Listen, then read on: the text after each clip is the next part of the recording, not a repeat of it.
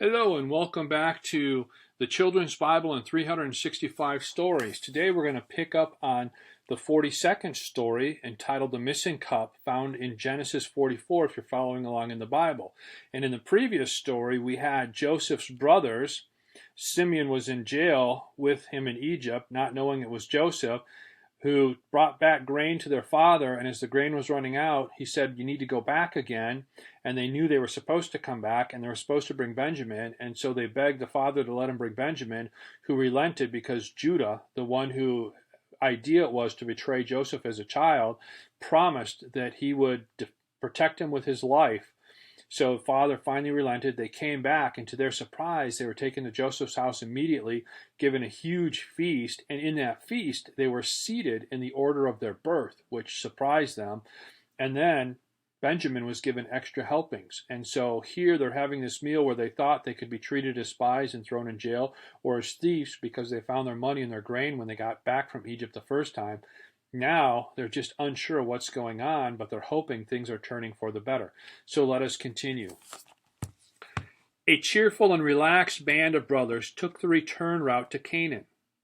All was well, and Benjamin was safe.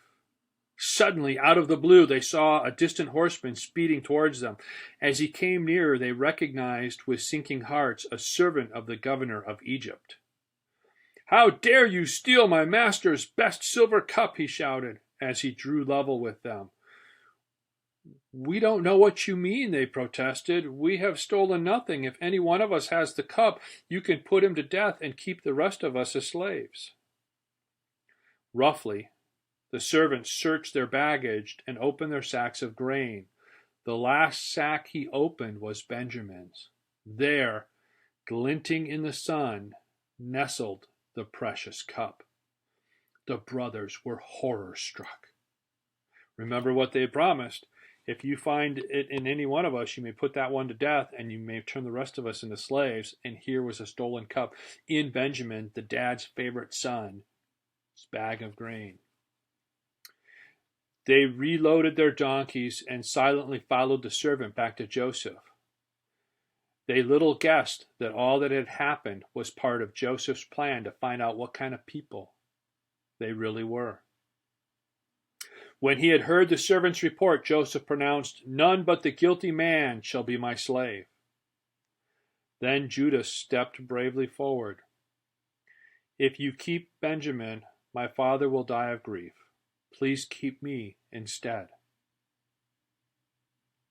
Joseph could hardly believe his ears. Remember, this is the brother whose idea it was to throw him into the pit and sell him into slavery. Now his brother's willing to lay down his life for his father and for his younger brother, Benjamin. So in those 10 or so years, he has changed and he's grown as a person, and Joseph can see that. His brothers were very different now from the heartless gang who had sold him as a slave and made his father believe he was dead. There were tears in Joseph's eyes. He could not keep the truth from them any longer. "Go out of the room," he told the servants.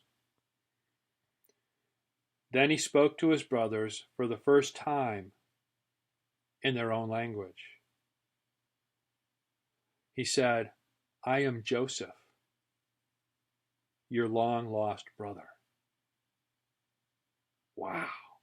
What a shock to realize that. What an amazing story. There's more, but we'll have to wait to hear that. So you be safe. Thanks for joining me, and come back again.